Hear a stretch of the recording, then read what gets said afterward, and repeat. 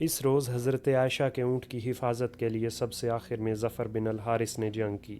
قعقاع رضی اللہ عنہ اس کی طرف حملے کے لیے بڑھے، اور اس وقت حال یہ ہو چکا تھا کہ بنو عامر کا 30 سال سے زائد عمر والا کوئی آدمی زندہ نہ بچا تھا، اور یہ لوگ نہایت تیزی کے ساتھ موت کے منہ میں جا رہے تھے۔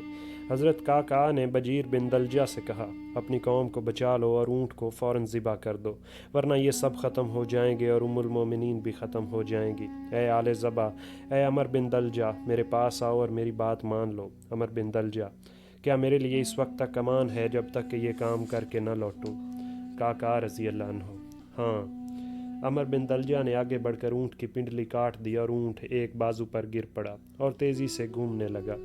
قعقاع نے ان لوگوں سے جو اونٹ کے قریب تھے کہا، تم لوگوں کے لیے امان ہے، اور اس کے بعد ظفر اور بنو عامر نے اونٹ کو گھیر لیا، اور ظفر و قعقاع نے ہودج اٹھا کر زمین پر رکھا اور لوگوں کو وہاں سے ہٹا دیا۔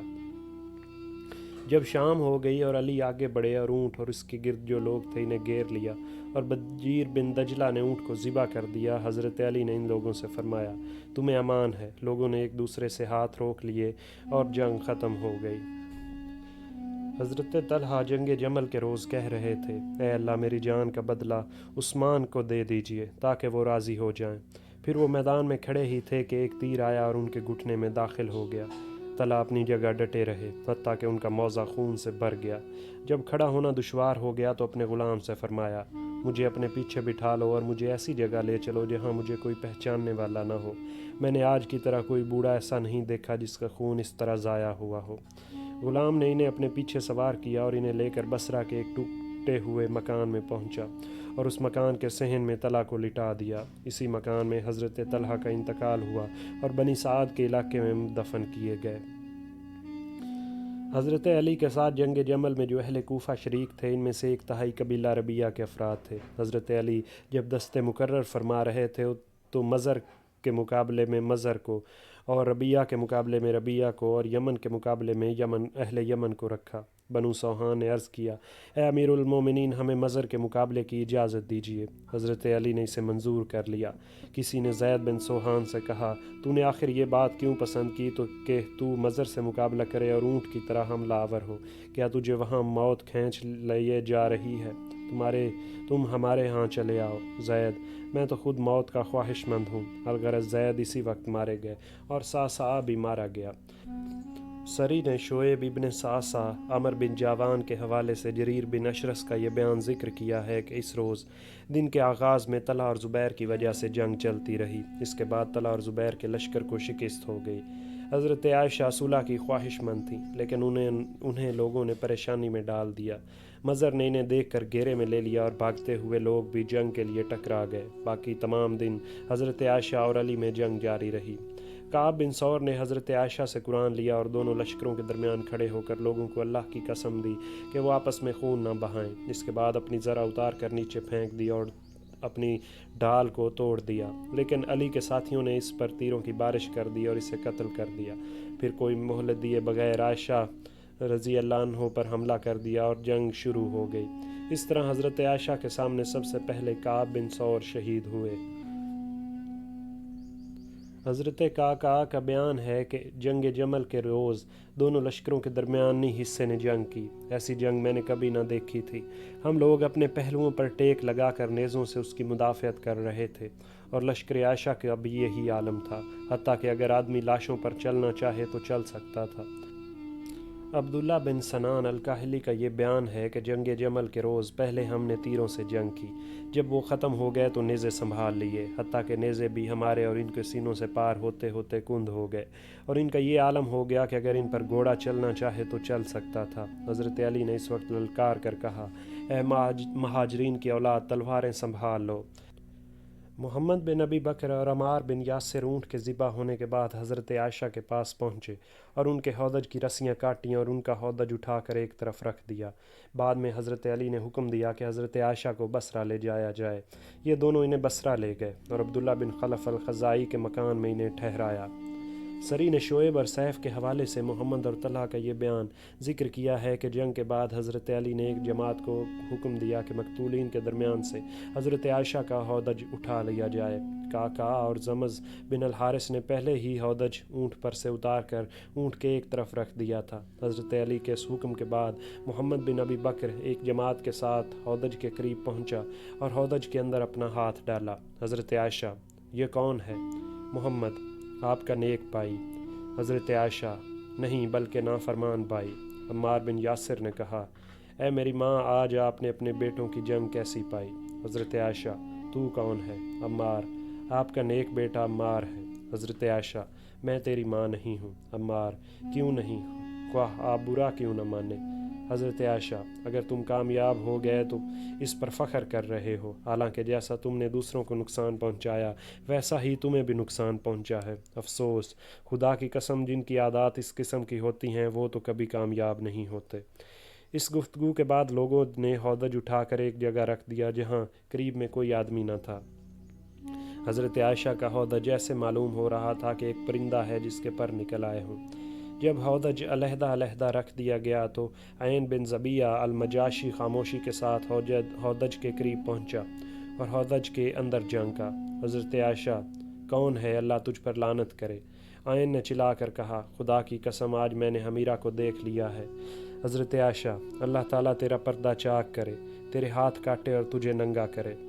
اس واقعے کے کچھ ہی دن بعد عین کو بصرہ میں قتل کر دیا گیا اور اسے پھانسی پر لٹکا دیا گیا اور اس کے ہاتھ بھی کاٹے گئے، اور بنو اسد کے ایک ٹوٹے ہوئے مکان میں لوگوں نے اسے ننگا کر کر اس پر تیروں کی بارش کی۔ آخر میں حضرت عائشہ کی خدمت میں حضرت علی حاضر ہوئے اور عرض کیا: اے میری ماں، اللہ ہماری اور آپ کی مغفرت فرمائے۔ حضرت عائشہ: ہاں، اللہ ہماری اور تمہاری مغفرت فرمائے۔ سری نے شعیب، سیف اور ولید بن عبداللہ کا یہ بیان ذکر کیا ہے کہ جنگ جمل میں لوگ زبیر اور طلحہ کو چھوڑ کر بھاگ کھڑے ہوئے تو حضرت زبیر بھی جنگ چھوڑ کر احنف کے لشکرگاہ کی طرف چلے۔ جب احنف نے انہیں دیکھا اور انہوں نے واقعہ بیان کیا تو احنف بولا: خدا کی قسم، یہ شکست ممکن نہیں، اور لوگوں سے بولا کہ میدان جنگ کی کون خبر لے گا؟ عمر بن جرموز نے کہا: میں لے کر آتا ہوں۔ اس نے حضرت زبیر کا پیچھا کیا اور جب وہ قریب آ گیا تو حضرت زبیر کی اس پر نظر پڑی۔ حضرت زبیر کی طبیعت میں غصہ بے پناہ تھا، اس لیے غصے میں بولے: تم میرے پیچھے کیوں آ رہے ہو؟ ابن جرموز: آپ سے حال دریافت کرنے۔ حضرت زبیر کے ساتھ ان کا ایک غلام عطیہ نامی تھا جو ان کی خدمت میں رہتا تھا۔ اس نے عرض کیا کہ آپ ایک راہ چلتے ہوئے انسان کی طرف فضول توجہ نہ کیجیے، نماز کا وقت ہو چکا ہے۔ ابن جرموز: ہاں، نماز کا وقت ہو گیا ہے۔ جب زبیر نماز کے لیے سواری سے اترے اور آگے بڑھ کر نماز پڑھانی شروع کی، پیچھے سے ابن جرموز نے نماز کی حالت میں زبیر کی اس جگہ پر نیزہ مارا جہاں سے زرہ پھٹی ہوئی تھی، اور انہیں شہید کر کے ان کا گھوڑا اور ان کی زرہ اور ان کی انگوٹھی اتار لی اور غلام کو چھوڑ دیا۔ حضرت زبیر کو وادی الصبا میں دفن کرنے کے بعد اپنی قوم کے پاس واپس آیا اور حضرت زبیر کے قتل کا واقعہ سنایا۔ ان کی شہادت کا حال سن کر احنف نے کہا: مجھے معلوم نہیں کہ تو نے یہ کام اچھا کیا یا برا۔ پھر وہ ابن جرموز کو اپنے ساتھ لے کر حضرت علی کی خدمت میں پہنچا اور ان سے تمام حال بیان کیا۔ حضرت علی نے حضرت زبیر کی تلوار منگائی۔ جب تلوار آ گئی تو اسے دیکھ کر فرمایا: یہ وہی تلوار ہے جس کے ذریعے زبیر نے رسول اللہ صلی اللہ علیہ وآلہ وسلم کی ذات اقدس سے بہت سی تکالیف دور کیں۔ اس کے بعد حضرت علی نے یہ تلوار عائشہ کے پاس بھیج دی۔ پھر حضرت علی نے احنف سے فرمایا: تو نے بہت برا کام کیا۔ احنف: میں نے تو یہ کام اچھا ہی سمجھ کر کیا تھا، اور یہ جو کچھ بھی ہوا ہے آپ ہی کے حکم سے ہوا ہے۔ بہتر یہ ہے کہ آپ نرمی اختیار کریں، کیونکہ آپ کے قدم اس راہ پر چل رہے ہیں جس راہ سے منزل تک پہنچنا بہت مشکل ہے۔ آپ کو گزشتہ روز میری اتنی ضرورت نہ تھی جتنی کہ آئندہ آپ کو میری ضرورت پیش آئے گی۔ آپ میرا احسان نہ بھولیے اور میری دوستی کو اپنی ہی آئندہ بہتری کے لیے نبھانے کی کوشش کریے، اور آپ آئندہ مجھ سے اس قسم کا کوئی تذکرہ نہ کریں تو میں آپ کا ہمدرد رہوں گا۔ سری نے شعیب اور سیف کے حوالے سے محمد اور طلحہ کا یہ بیان ذکر کیا ہے کہ جنگ کے بعد حضرت عائشہ کے لیے پردہ کر دیا گیا۔ جب حضرت عائشہ پردے میں بیٹھ گئیں تو سب سے پہلے کعکع بن عمرو ان کی خدمت میں حاضر ہوئے اور ام المومنین کو سلام کیا۔ ام المومنین نے فرمایا: میں نے کل 2 شخصوں کو دیکھا تھا جو تلواریں لیے ہوئے میرے سامنے حملہ آور تھے۔ اور فلاں فلاں رجزی اشعار پڑھ رہے تھے۔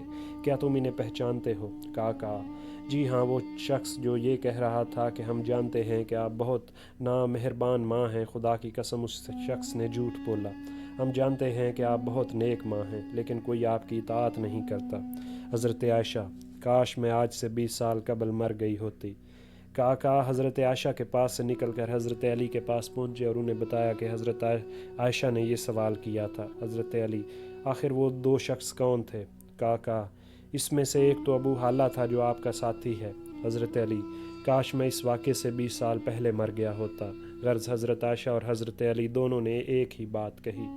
سری نے شعیب اور سیف کے حوالے سے محمد اور طلحہ کا یہ بیان ذکر کیا ہے کہ رات کی تاریکی میں جو زخمی چل سکتے تھے اٹھ کر بصرہ پہنچ گئے۔ حضرت عائشہ نے لوگوں سے معلوم کیا کہ ان کے ساتھ اور علی کے ساتھ کل کتنے آدمی تھے اور ان میں سے کتنے قتل ہوئے اور کتنے بچے، تاکہ انہیں یہ معلوم ہو جائے کہ کتنے آدمی لاپتہ ہیں۔ جب عبداللہ بن خلف کے مکان میں تھیں تو لوگوں نے انہیں گھیر لیا۔ جب ان سے کسی کی موت کا ذکر کیا جاتا تو وہ فرماتیں اللہ ان پر رحم کرے۔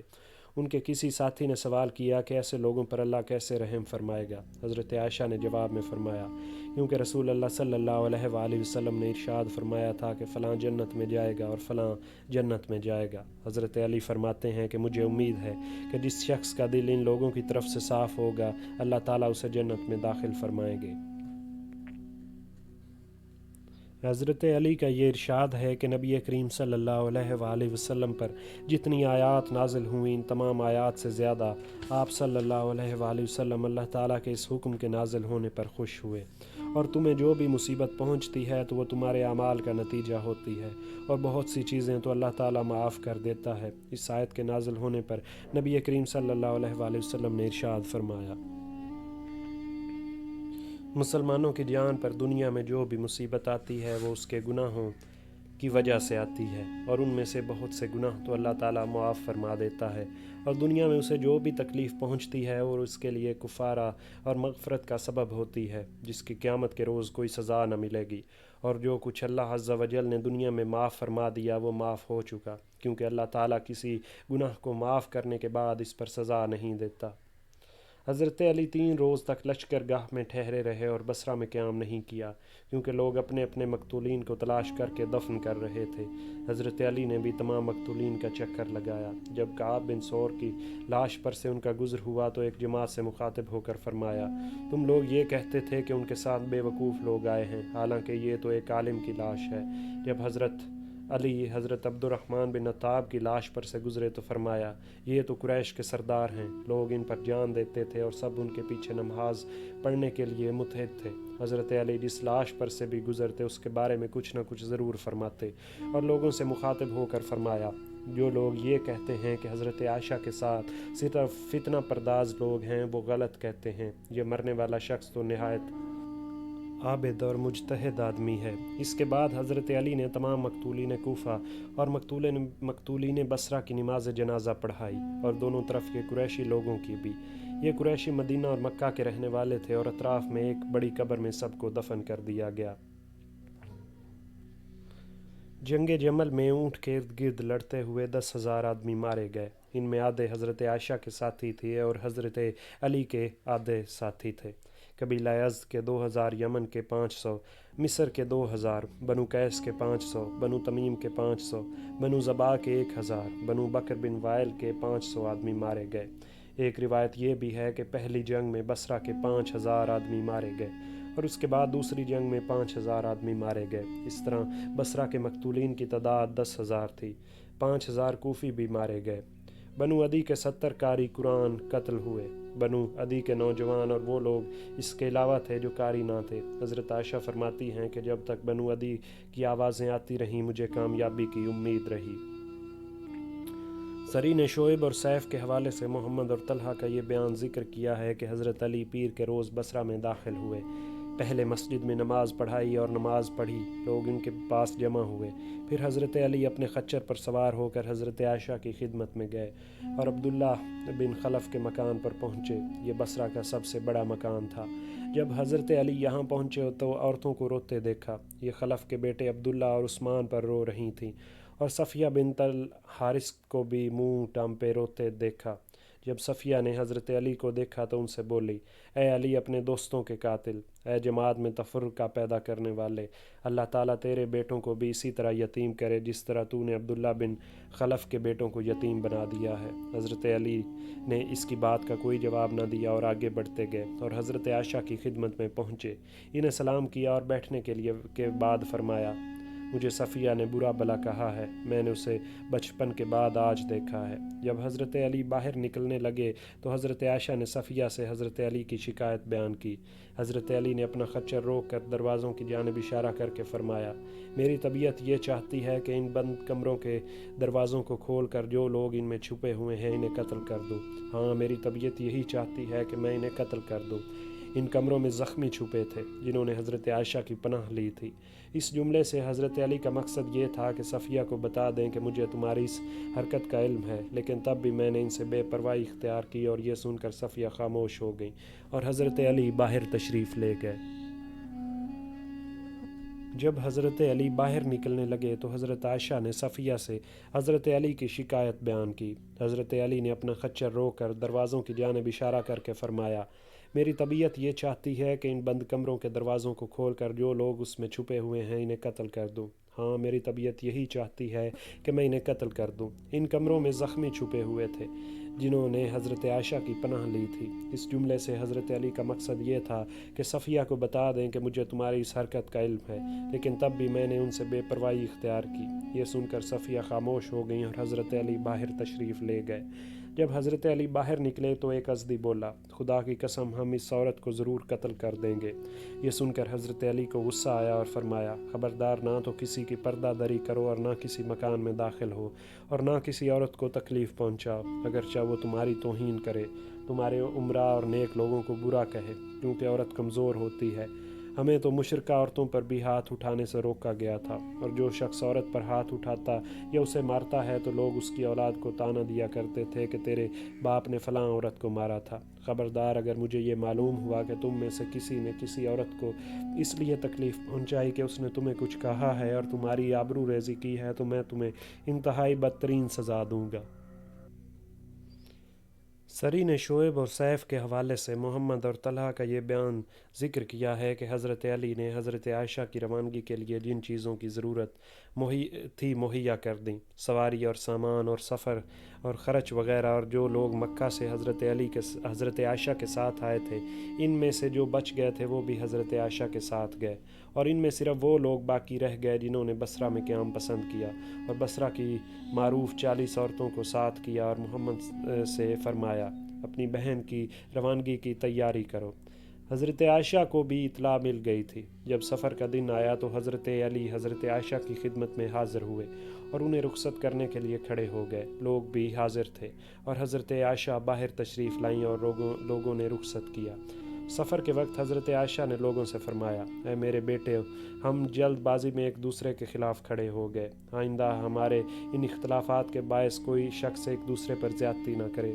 خدا کی قسم میرا اور علی کا شروع ہی سے اختلاف تھا، لیکن یہ اختلاف اس قسم کا تھا جیسے ساس اور داماد میں ہوتا ہے۔ فی الحقیقت علی میرے نزدیک نیک آدمی ہیں۔ اس کے بعد حضرت علی نے لوگوں سے مخاطب ہو کر فرمایا، اے لوگو، خدا کی قسم ام المومنین نے سچ فرمایا اور نیک بات کہی ہے۔ میرا اور ان کا اختلاف واقعتاً اسی قسم کا تھا، اور عائشہ دنیا اور آخرت میں تمہارے نبی کی زوجہ ہیں۔ حضرت عائشہ شروع رجب 36 ہجری میں ہفتہ کے روز بصرہ سے روانہ ہوئیں اور کئی میل تک حضرت علی انہیں پیدل چھوڑنے آئے اور اپنے بیٹوں کو حکم دیا کہ ایک دن تک ام المومنین کا ساتھ دینے کے بعد واپس آئیں۔